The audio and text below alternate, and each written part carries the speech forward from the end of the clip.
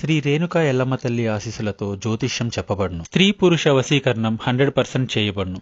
మీ ముఖము, ఫోటో, చేయి, పేరు, వయస్సు, గోత్రం వాట్సాప్ చేయండి. దూర ప్రాంతాలలో ఉన్నవారికి ఒకే ఒక్క ఫోన్ ద్వారా వెంటనే పరిష్కారం చెప్పబడును. ప్రేమ, పెళ్లి, ఉద్యోగం, రాజకీయం, విదేశీ ప్రయాణం, ధనం నిలకడలేకపోవడం, భార్యాభర్తల మధ్య గొడవలు, ఆస్తి తగాదాలు, అప్పుల బాధలు, స్త్రీ పురుషుల ఎటువంటి గుప్త సమస్యలకైనా రోజులలోనే పరిష్కారం చూపబడును. గురూజీ లక్ష్మణ్ గారు. Phone number 6300446041. ఛానల్లోకి స్వాగతము.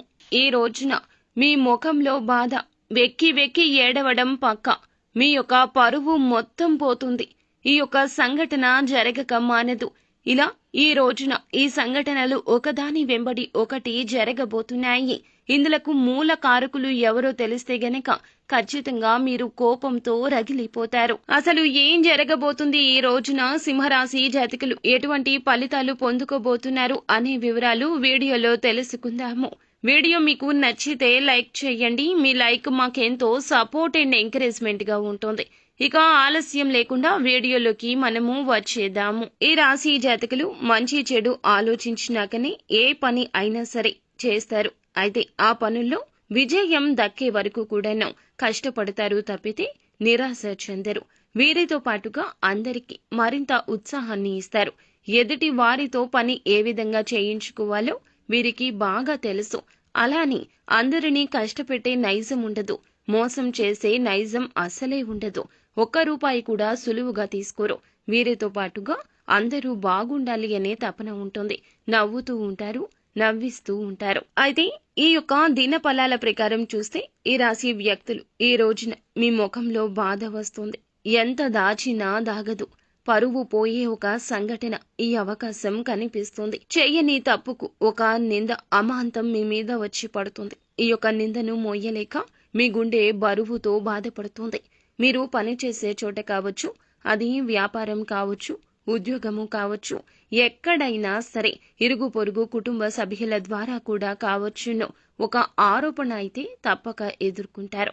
ఆ ఆరోపణ నిజం కాదని మీకు తెలుసు. అలాగే మీ ప్రియమైన వారికి తెలుసును. ఈ సమయంలో కుటుంబ సభ్యుల మద్దతు ఎంతో ఉంటుంది. కానీ ఒక పక్క మీ బాధ మీకు ఉంటుంది. ఆలోచిస్తూనే ఉంటారు, అతిగా ఆలోచిస్తూనే ఉంటారు. ఈ యొక్క సంఘటన జరగకుండా ఉండాల్సింది అంటూ ఆలోచిస్తూ ఉంటారు. మనోవేదన అధికమైపోతుంది. పరువు పోతుంది. ఒక ఆరోపణ ఎదుర్కోవాల్సిన స్థితిగతి కనిపిస్తుంది.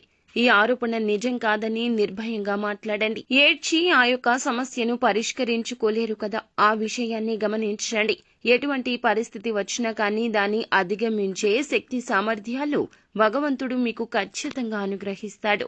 కాబట్టి అది నిజం కాదంటూ నిర్భయంగా మాట్లాడండి. ఒకరి గురించి మరొకరి దగ్గర ఏదైనా విషయాన్ని ప్రస్తావించే సమయంలో మీరు చాలా జాగ్రత్త. ఎటువంటి విషయం అయినా సరే ఒకరి గురించి మరొకరి దగ్గర ప్రస్తావించొద్దు. ఒకవేళ ప్రస్తావించినా కానీ వారికి ఎటువంటి అవకాశం ఇవ్వకూడదు. మీరు ఏ విషయం అయితే మాట్లాడుతున్నారో అది పాజిటివ్ గా ఉండాలి, కానీ ఒకరి గురించి నెగటివ్ గా మాట్లాడొద్దు. ఒకవేళ మాట్లాడారంటే ఇటువంటి పెద్ద సమస్య మీ ముందుకు వచ్చే అవకాశం ఉంది. ఈ అంశంలో ఈ రాశి వారు తగిన జాగ్రత్త తీసుకోవాలి. పై అధికారుల గురించి తోటి ఉద్యోగస్తులతో నెగటివ్ గా చర్చించొద్దు. మీ మనసులో విషయాలు ఎవ్వరికీ తెలియపరచొద్దు. రహస్యంగా, గోప్యంగా ఉంచండి.